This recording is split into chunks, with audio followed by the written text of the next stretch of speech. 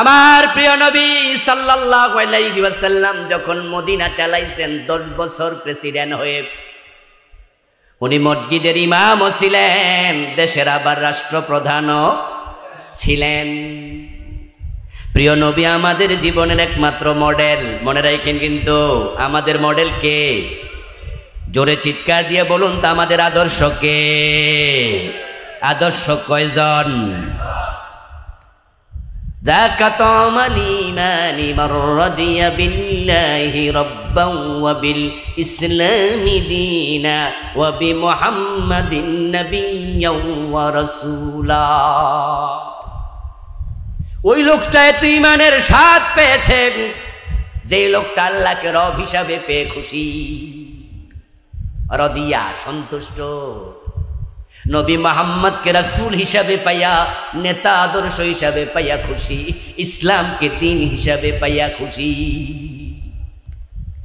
আচ্ছা বলুন তো, বিশ্ব নবী মুহাম্মদুর রাসূলুল্লাহ সাল্লাল্লাহু আলাইহি ওয়াসাল্লামের মতো আদর্শ থাকতে ডানে বামে অন্য কোন দাড়ি চাচা লোকের আদর্শ বানানো দরকার আছে?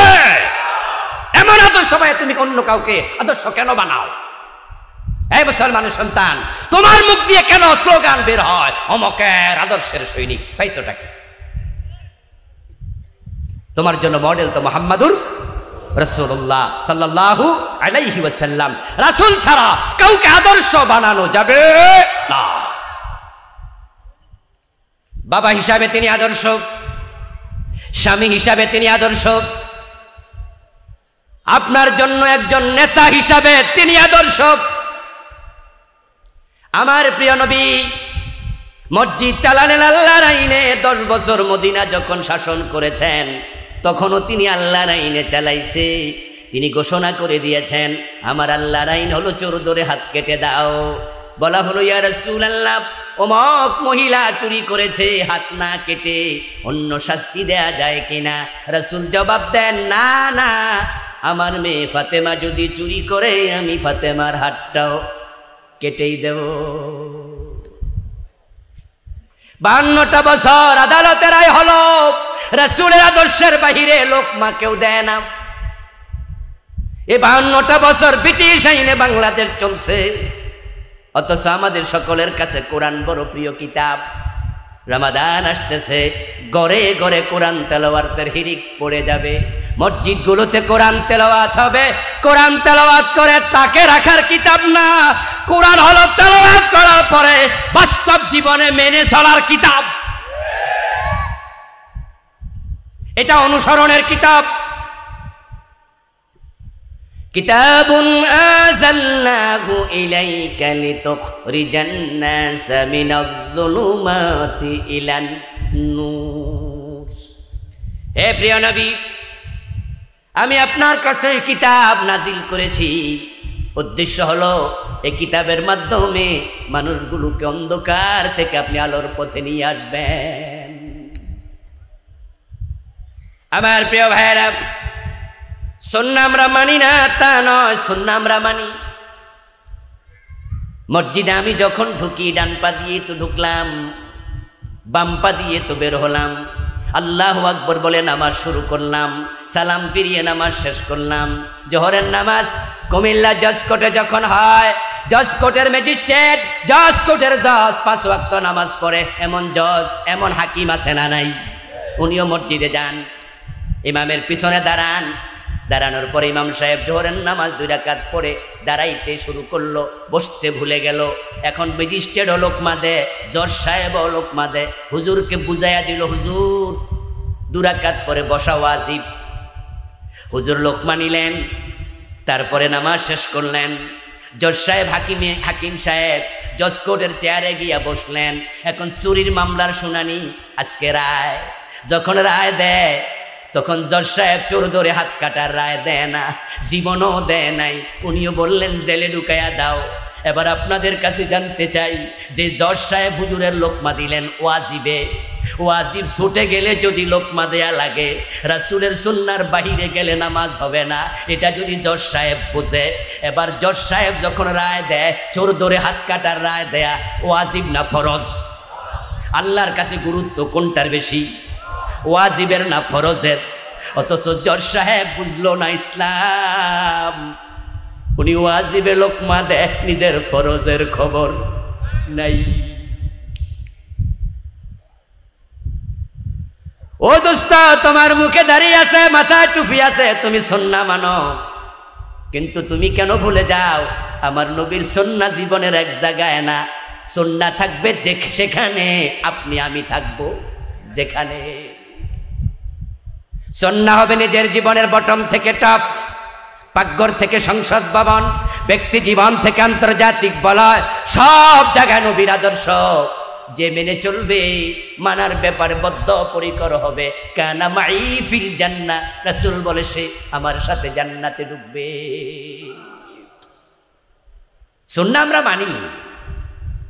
আপনাদের কুমিল্লা এই সদর উপজেলায় যতগুলো মসজিদ আছে, আপনি একটা সাদা কাগজ নিয়ে, একটা কলম নিয়ে সব মসজিদের খতিবের কাছে যাবেন, জিজ্ঞাসা করবেন যে হুজুর এক বিগত লম্বা একটা মেসওয়াক নিয়ে যান, হুজুর মেসওয়াকের মাসালা কি, হুকুম কি? দেখবেন সব আলেম একমত, ফতুয়া দেবে মেসওয়াক করা সুন্নাহ, মেসওয়াক করা সুন্নাহ। কোনো হুজুর বিপরীত ফতুয়া দেবে না। আপনি জিজ্ঞাসা করবেন যে হুজুর মেসওয়াক করা সুন্নাহ, এ ফতুয়া সবাই একমত হয়ে দিলেন, কারণটা কি? সকল আলেম বলবে যে কারণ হলো আমার রাসূল মেসওয়াক করেছেন, এটা তো সংখ্য হাদিসে আছে, আর রাসূল যে কাজ করেছেন সে কাজ তো সুন্নাহই বটে। আমাদেরকে একটু ফিরাবেন যে হয়েছে, এনাফ। আমার রাসূল যে কাজ করেছেন সে কাজ তো সুন্নাহ বটেই। মাশাআল্লাহ, সব হুজুর সুন্নাহ বোঝে, সব হুজুরের ফতোয়া সঠিক, মেসমাদের কোনো দ্বিমত আছে? আচ্ছা, আমরা সবাই কি আজকে মেসওয়াক করছি? আরে বলেন না, বলেন, সবাই কি মেসওয়াক করছি? কিন্তু সুন্নাহ এ নিয়ে দ্বিমত আছে। মেসওয়াক করিনি আমরা কেউ কেউ, কিন্তু সুন্নাহ রাসূল করছে।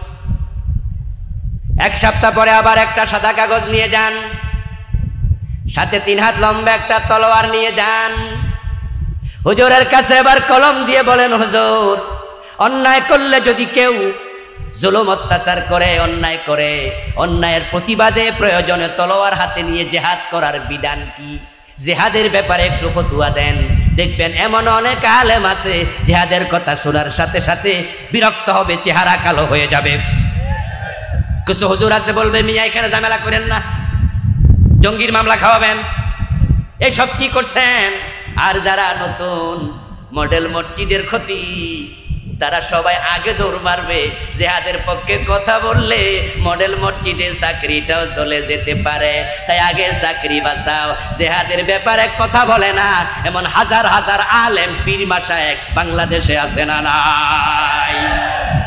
টুপির সুন্নাহ সবাই বলে, দাড়ির সুন্নাহ সবাই বলে, মেসওয়াকের সুন্নাহ সবাই বলে, অথচ আমার রাসূল যেই হাতে মেসওয়াক করেছেন ওই হাতে 27টি যুদ্ধে সেনাপতি হইয়া তলোয়ারও ধরেছেন। মেসওয়াক যদি সুন্নাহ হয় তলোয়ারটাও সুন্নাহ হবে। জিহাদ শুধু সুন্নাহ নয়, বরং জিহাদ ফরজের নিচেই নামে না। যে টুপির সুন্নাহ আপনি মাথায় দিলেন, সবার মাথায় এখানে টুপি, 95% লোক আমরা আজকে মাহফিল আমরা টুপি মাথায় দিয়েছি, দাঁড়িয়ে আছে আমাদের মুখে অনেকেরই, অথচ টুপির কথা কোরআনে এক জায়গাতেও নাই। আমার বন্ধু দাড়ির কথা কোরআনে আছে, মুসা আলাইহিস সালাম উনার ভাই হারুনের দাড়ি চেপা ধরছে, তাই দাড়ির কথা কোরআনে আইছে, কিন্তু টুপির কথা কোরআনে নাই। মেসওয়াকের কথা কোরআনের কোনো আয়াতে নাই, তবে হ্যাঁ টুপির কথা হাদিসে আছে, মেসওয়াকের কথাও হাদিসে আছে। এবার বলুন তো, যেই জিহাদের কথা শুনলে কিছু আলেমের চেহারা কালো হয়, আর কিছু জালেম তো আছে যারা জিহাদের মাঝে জঙ্গিবাদের গন্ধ খুঁজে বেড়ায়, ওই জিহাদের কথা আল্লাহর কোরআনে আছে না নাই? শত শত আয়াত, ডিরেক্ট ইনডিরেক্ট মিলে জিহাদের আয়াত সংখ্যা 500 কোন কোন আলেম বলেছে, যারা গবেষণা করছে। আমার রাসূল জীবনে হজ করেছেন একবার, আর সেনাপতি হয়ে যুদ্ধের মাঠে হাজির হয়েছেন 27 বার। তুমি মেসওয়াকের সুন্নাহ শিখলা, জিহাদের সুন্নাহ শিখলা না। পোড়া কপাল্লা মুসলমান, যখন থেকে মুসলমান জিহাদ ভুলে গেছে, বিশ্বব্যাপী তখন থেকে মাইর খাওয়া শুরু হয়ে গেছে। একসময় মুসলমানের এক হাতে ছিল কোরআন আর এক হাতে ছিল তলোয়ার। অন্যায় করে নাই, অন্যায় মুসলমান কখনো সহ্য করে নাই। অন্যায় যেখানে প্রতিবাদ হবে সেখানে এটার নামই হলো জিহাদ। কিছু লোক আবার জিহাদের ভুল ব্যাখ্যা দেয়। মানুষ মেরে বাংলা বাই গাছে ঝুলাইয়া কয় জিহাদ করছি। 500 জায়গায় একসাথে শায়খ আব্দুর রহমান বোমা ফুটাইয়া কয় জিহাদ করছি। নিরীহ মানুষকে আক্রমণ করার নাম জিহাদ নয়, মানুষ মেরে গাছে ঝুলানোর নাম জিহাদ নয়।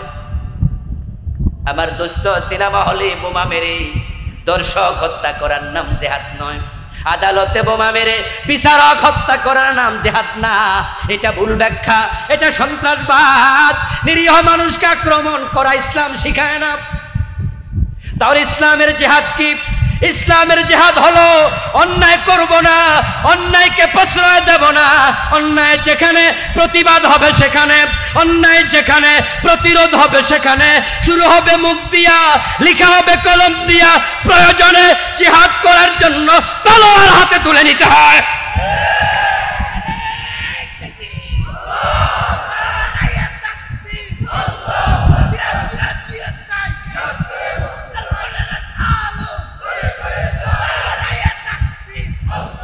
অথচ আজকে বাংলাদেশে সুপরিকল্পিতভাবে জিহাদ নামক ইবাদতটাকে হত্যা করা হচ্ছে, গলা টিপে মেরে ফেলা হচ্ছে। এজন্য দেখবেন অনেক আলেম জিহাদ শব্দটা বলতে ভয় পায়। জিহাদ লেখা আছে এমন বই পাওয়ার কারণে জঙ্গি বলে মামলা দিয়েছে, এমন ঘটনা বাংলাদেশে আছে কিনা? কিছুদিন তো এমন গেছে, আলহামদুলিল্লাহ এখন এটা কমেছে। কিছুদিন তো এমন গেছে প্রায় জায়গায় দেখা যেত হুজুর ধরেই বলতো যে জঙ্গি পাইছি, এবং সেখানে টেলিভিশনে আপনার স্ক্রিনের মাঝে যে নিউজটা আসতো, 3টা নিউজ অ্যাভেলেবেল। 1 নাম্বার, জঙ্গি ধরা পড়ছে 5 জন, তাদের সাথে পাওয়া গেছে 5টা গ্রেনেড। আচ্ছা, 5টা গ্রেনেড পাওয়া গেছে।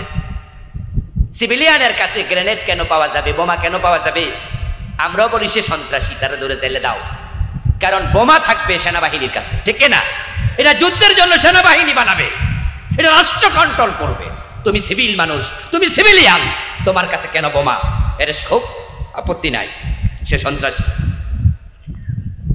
2 নাম্বার আপত্তি, 5 কেজি গান পাউডার পাওয়া গেছে। গান পাউডার দিয়ে কি হয়? বোমা বানায়। আমরা বলবো বোমা কেন বানাবে সিভিলিয়ান? সন্ত্রাসী জেলে দাও, আপত্তি নাই। কিন্তু 3 নাম্বার জায়গায় দারুণ আপত্তি। 3 নাম্বার জায়গায় লেখা এবং জেহাদি বই পাওয়া গেছে। ও দোস্ত, 3 নাম্বার জায়গা আমাদের আপত্তি হবে, কারণ কোরআনের মাঝে যদি জিহাদের আয়াত থাকে, কোরআনের মতো বড় কোনো জিহাদি বই নাই, ঠিক না? জিহাদের নামে কোরআনে সূরা আছে অনেকগুলো। জিহাদের অনুষঙ্গের নাম দিয়ে আল্লাহ সূরা আনফাল, জিহাদের নাম দিয়েছেন সূরা সফ, জিহাদের নাম দিয়েছেন সূরা তাওবা, জিহাদের নাম দিয়েছেন সূরা মুহাম্মদ। এই সূরার অপর নাম সূরা কিতাল। প্রিয় নবীজির সাহাবার সংখ্যা ছিল 1.25 লাখের মতো।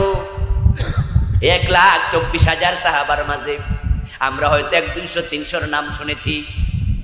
যাদের নাম আমরা শুনেছি, যাদের জীবনী আমরা পড়েছি, একজন সাহাবীর নাম আপনি বলতে পারবেন না যে সাহাবী পুরুষ অথচ যুদ্ধের মাঠে যায় নাই। একজনও পাবেন না। সক্ষম ছিল, যুদ্ধে যায় নাই। একজন ছিল অন্ধ, নাম ছিল আব্দুল্লাহ ইবনে উম্মে মাকতুম রাদিয়াল্লাহু তাআলা আনহু। ওনার জীবনী যখন পড়লাম, সাহাবীদের জীবনের উপরে চমৎকার বই আছে বাংলা ভাষায়। সবচেয়ে সেরা যেটা, এটার নাম হলো আসহাবে রাসূলের জীবন কথা। লিখেছেন প্রফেসর ডক্টর আব্দুল মাহবুব। এই বইটা সাহাবীদের জীবনে নিয়ে 7 খণ্ড দারুণ করে লিখেছেন। ইবনে উম্মে মাকতুমের জীবনী আমি সে বই থেকে পড়েছি, লম্বা জীবনী পড়ে দেখলাম ওই অন্ধ সাহাবী গাজওয়ায়ে কাদেসিয়াতে উনিও যুদ্ধের মাঠে শহীদ হয়েছে। রাসূলুল্লাহর অন্ধ সাহাবী যুদ্ধের মাঠে যায়, আর তুমি পীর হইয়া লাখ মুরিদ চালাচ্ছ, খতিব হইয়া 30 বছর খুতবা দিচ্ছ, বক্তা হইয়া লাখ শ্রোতার সামনে 40 বছর আলোচনা করছ। জিহাদ নিয়ে আলাদা কোনোদিন আলোচনা করে নাই এমন বক্তা পীর বাংলাদেশে আছে না নাই? এমন খতিব পাবেন যেই খতিব তার 40 বছরের খুতবার জীবনে জিহাদ নিয়ে আলাদা আলোচনা করেই নাই। অন্ধ সাহাবী আব্দুল্লাহ ইবনে মাকতুম রাদিয়াল্লাহু তাআলা আনহু উনি হযরত ওমরের সময় যুদ্ধের মাঠে গিয়ে শহীদ হয়েছে। গাজওয়ায়ে কাদেসিয়াতে লোক যাচ্ছে, হযরত ওমর পাঠাচ্ছেন মুজাহিদ। এই খবর শুনে ইবনে উম্মে মাকতুম রাদিয়াল্লাহু তাআলা আনহু ওমরের কাছে গেলেন। আমিরুল মুমিনিন, একটা দরখাস্ত নিয়ে এসেছি। ফারুক আজম ওমর বলেন, কি দরখাস্ত প্রিয় ভাই?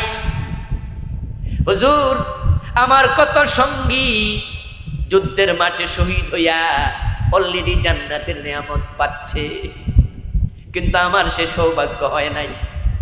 আমার কত সঙ্গী যুদ্ধের মাঠ থেকে গাজী হইয়া আমল নামা সওয়াবে ভরপুর করে ফিরে এসেছে, আমার যুদ্ধের মাঠে কেউ নেয় না। প্রিয় নবীজিও মদিনায় মসজিদে নববীর ইমামতির দায়িত্ব আমার দিয়ে যুদ্ধের মাঠে চলে যেতেন। আবু বকরও নেয় নাই, আপনিও নেন না। আমি আর কত অপেক্ষা করব? আমার কি জান্নাতে যেতে মন চায় না? আমি এসেছি, গাজওয়ায়ে কাদেসিয়াতে আমাকে নিতে হবে। যুদ্ধে গেলে কি গরম গরম জিলাপি পাওয়া যায়? খেসুরির প্যাকেট পাওয়া যায়? যুদ্ধের গেলে দাঁত যায়, চোখ যায়, হাত যায়, কান যায়, জীবন যায়। এটা কি আব্দুল্লাহ ইবনে উম্মে মাকতুম বুঝে নাই? উনি তো বাচ্চা পোলাপান না। হযরত ওমর বলেন, ভাই আমার আব্দুল্লাহ, তুমি তো অন্ধ মানুষ, যুদ্ধের মাঠে গিয়ে তুমি করবা কি, কেন যাইবা, এটা একটু ব্যাখ্যা করো। আব্দুল্লাহ ইবনে উম্মে মাকতুম রাদিয়াল্লাহু তাআলা আনহু জবাব দেন, আমিরুল মুমিনিন, আমি জানি এই প্রশ্ন আপনি আমাকে করবেন, উত্তরটাও রেডি করে এনেছি। আমি তলোয়ার হাতে নিয়ে যুদ্ধ করতে পারবো না, আমি তো চোখে দেখি না কে মুমিন কে কাফের, তাই তলোয়ার হাতে নেওয়া সম্ভব না। তবে আপনি যদি কালেমার পতাকাটা আমার হাতে দেন, আমি আপনার সাথে ওয়াদা দিচ্ছি, আমার মৃত্যু পর্যন্ত কালেমার পতাকা মাটিতে পড়তে দেব না, আমি 2 হাত দিয়ে তোলা দিয়ে ধরে রাখবো।